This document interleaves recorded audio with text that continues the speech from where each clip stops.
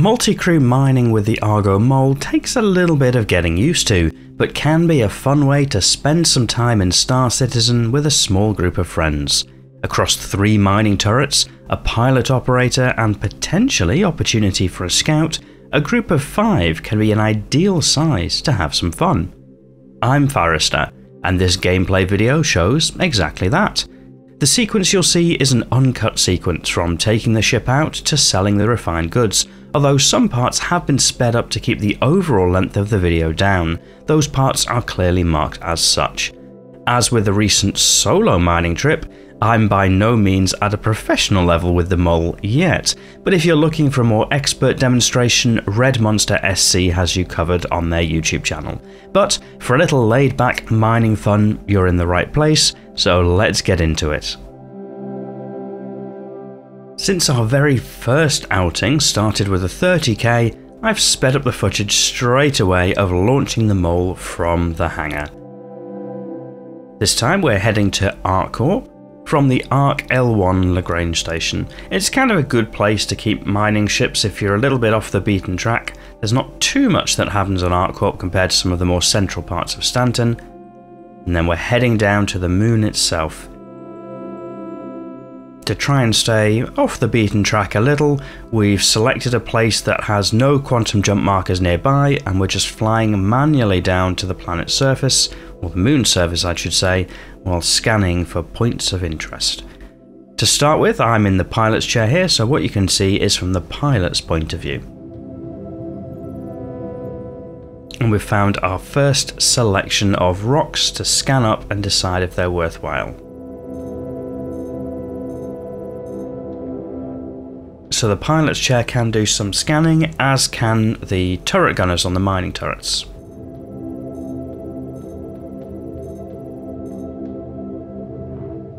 In this case, this is a potentially intriguing rock, so we'll try and position the ship in such a way that the mining turrets will be able to get to it.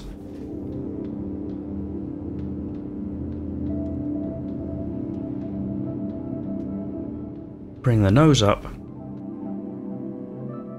and then times 12 speed while everybody does their thing.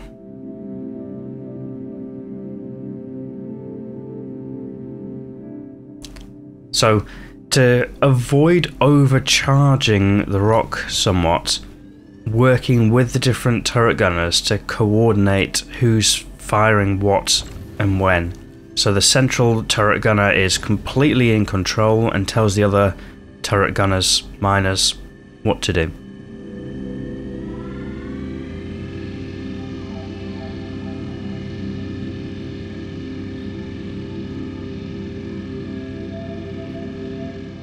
Now the bright orange profile of the Argo MOLE on some Illyria sunscapes, beautiful.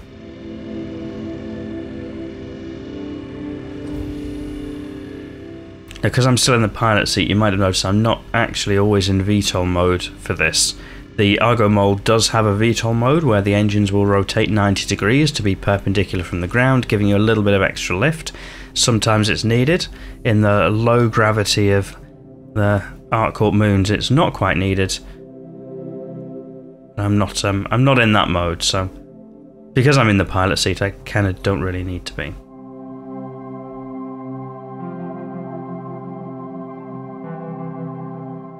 And as we're here, our 5th party member joins us, Viking Lord. Viking Lord is going to be scouting for us, so rather than having us in the MOLE out looking for rocks, ideally Viking Lord will find the next set of rocks for us. So all we have to do is fly in, and we've got a pre-hygiene set of rocks ready and waiting for us. At this point, the MOLE is already 1/3 full for this load. 33 SCUs of raw ore ready for refining aboard.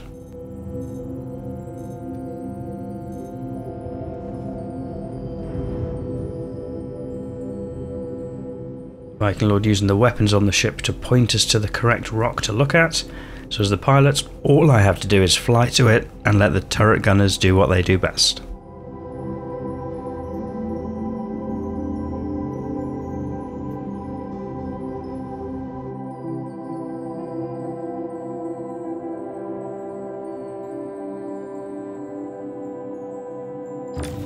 use some more external views because there's not too much that needs to be seen from the pilot's perspective. But as we get later into this trip, I'll swap around and jump into the mining turret so you can see what that looks like as well.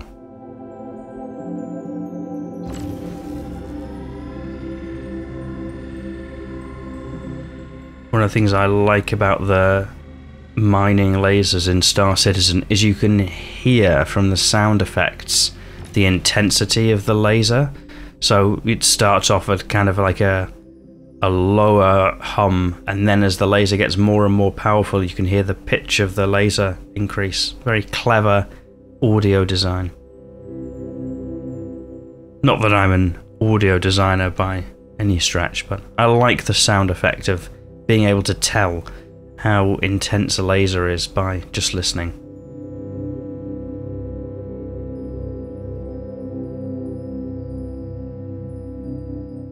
Collecting some more rocks up here. Got that cargo storage up to 64 SCU, so 2/3 full, and then we fly across to Viking Lord for the next set of rocks. Bit of Quantanium in here. So preparing the route to the refinery deck whilst the team get ready to salvage these rocks. Can see things breaking under the nose, so I know that things are going well. And we've really not min-maxed this trip. This is still a stock mole for this gameplay video. And we haven't brought any gadgets out or anything like that. There's no modules on each of the mining heads, so this is purely a stock Argo mole.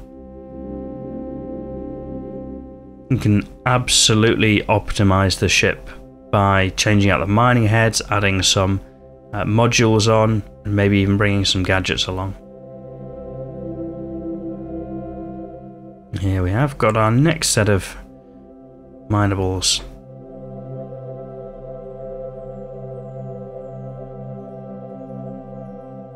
So just moving from location to location, picking up the things that Viking Lord has found for us. And at this point I'm thinking, how do we fill up this mole so we can head back to the refinery, get the first job underway, and then come back. And so that's what we'll do. Quite a long quantum drive cooldown on the mole, sadly. At least with the stock quantum drive.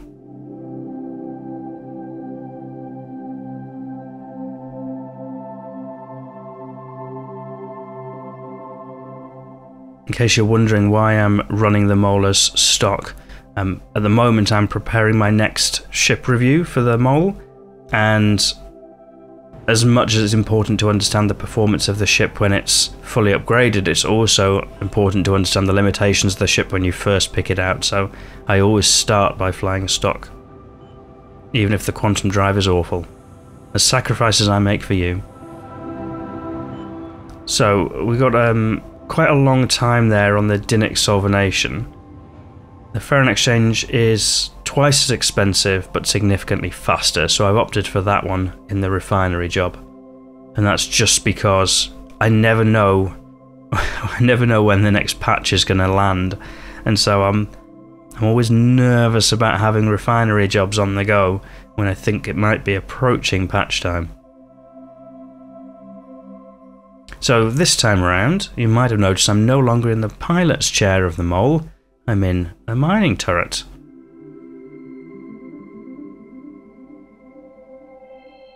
So you get to see some of that mining laser gameplay.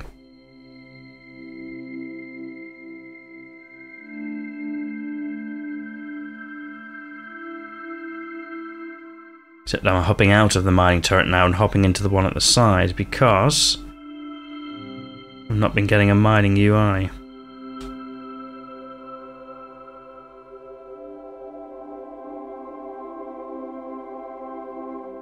These little bugs, these little challenges are less than ideal. And there we've got the mining UI, the full suite, so you can see properly what these things look like from the seat of a mole.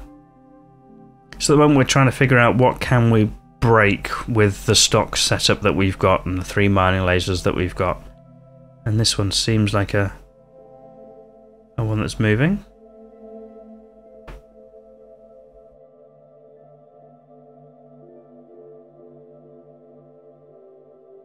We've also encountered some of the challenges that you sometimes encounter when you've got a multi-crew experience, which is people having to step away for a bit or getting disconnected and having to come back. So you'll see some of that in here as well. But here we are, some proper footage of some rock breaking. So you can see we're not all on quite maximum intensity yet, so we'll ramp up the intensity. Now the mole reckons this is impossible. We reckon otherwise. We think it's potentially breakable, and with nearly 40% of it being gold on a 10,790 mass rock, that is worth us breaking into. The mass of the rock is on the right as well as the composition, so you can see when I'm referring to that.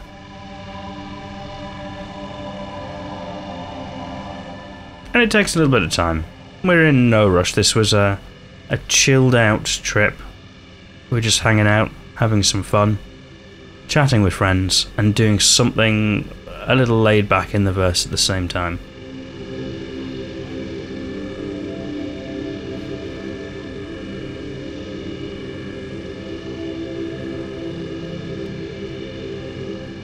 That green charge bar slowly creeping up. We're in no hurry.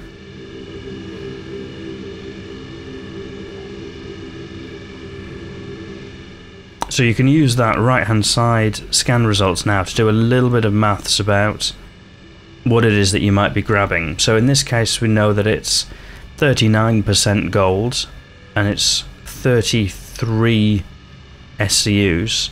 So if I oversimplify that and say it's just over a third of 33 SCUs potentially of gold, then you know that that's 11, maybe 12 SCUs of gold versus the 96 of cargo storage aboard. So this one rock is barely going to make a dent in our overall capacity, but that gold is very, very valuable if we can crack it. Now, of course, that assumes a perfect split, and you rarely get a perfect split, so there may well be a little bit of corundum in there, maybe even some inert materials that get scooped up in the process of harvesting that gold, but that's part of the trade-off, I suppose.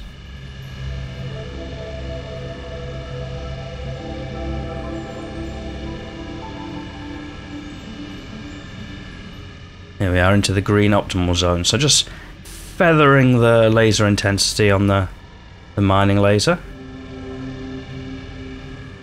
The trick here is that not everybody does it at the same time, so you can see the other two lasers are kind of solidly on as they have been, and I was the one who was modulating the intensity, because clearly if you're all powering down at the same time and you don't need to, then the power on the rock is going to drop away.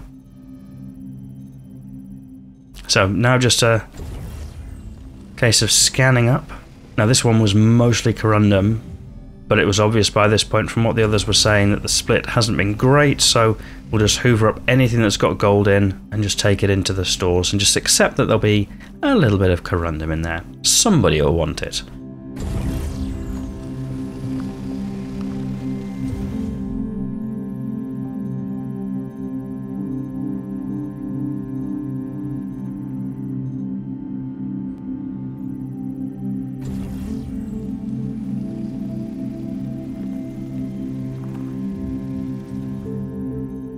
One of the nice things about multi-crew mining with these turrets is when other people are scanning the rocks, it tells you what was in it. So even if you missed the rock yourself, you can still find out what was in there.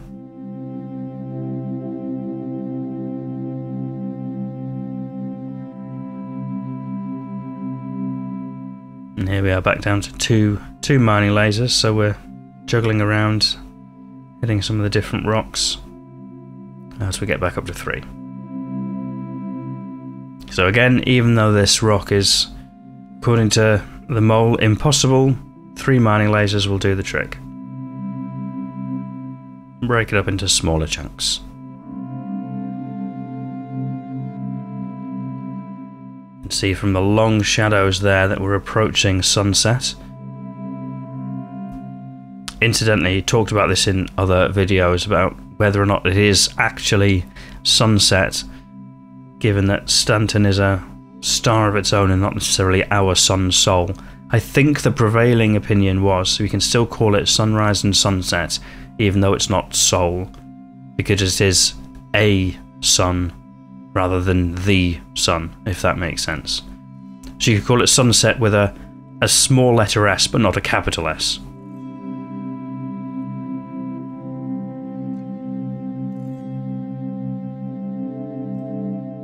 Should point out I'm not a astrophysicist or anything like that, so I'm not really qualified to make such statements.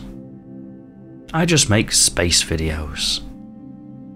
But that is a nice view. Whatever you call it, I like that kind of low star on the horizon. The Argo Mole. Lovely.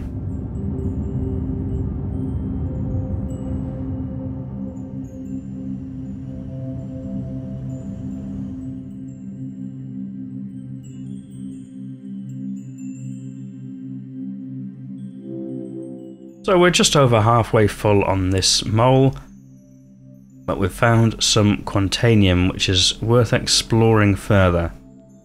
Quantanium being a volatile, unstable resource. You have to be careful when you bring it aboard, because as soon as you bring it aboard, the timer starts running down to explosive consequences. So we're preparing the area first, getting everything ready to harvest, and then once everything is ready to harvest, we'll start scooping.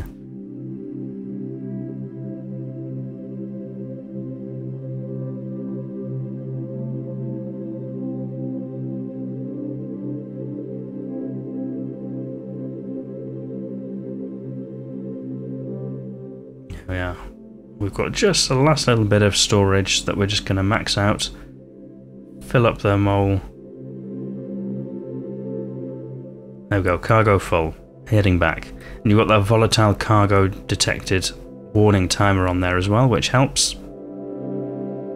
The nice thing about the mole is it shows that to everybody. Or everybody in a crew station, I should say, in that mining mode. So as the pilot, I'm heading straight over to the elevator, so I'm out before the ship has even fully landed and away to get this stuff refined. Now, I didn't store the ship here. That was a matter of courtesy, because there were 3 other people aboard and I thought they would not appreciate having the ship stored while they were aboard. But I knew we had plenty of time, so... And once again, I'm going to select the Ferron Exchange for this one, because we'll line up neatly to what we were doing with the other work order. 9 minutes apart on the collection, so that's pretty good going. And then, with some cinematography magic, we'll go straight back into collecting that. 26 hours passed in a moment. And in this case, it's the Hercules M2 that I have here, ready to collect these goods.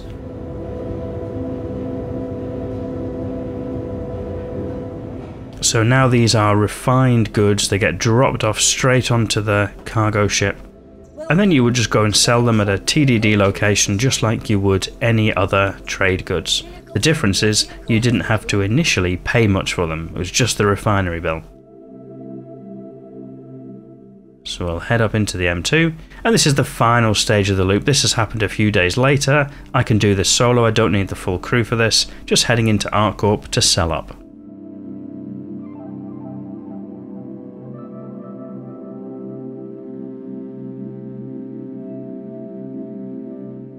And then, as always, heading down to the spaceport at night.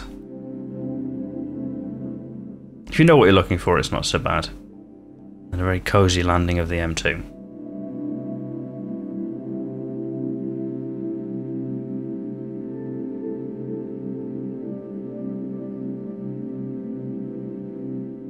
And then we'll head over to the tram. A brief tram ride over to the ArcCorp Plaza.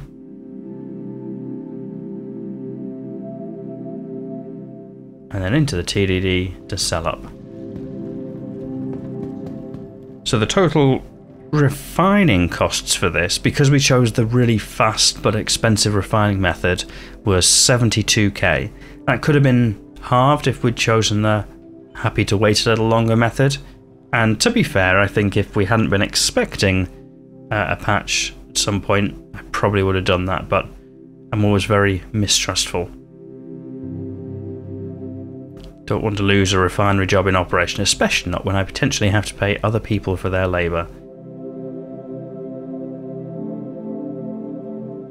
So there we are, the total amount made was 705k.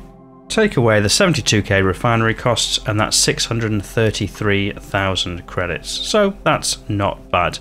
I hope you enjoyed this video. If you did, please like and subscribe as always, but otherwise, thank you for watching.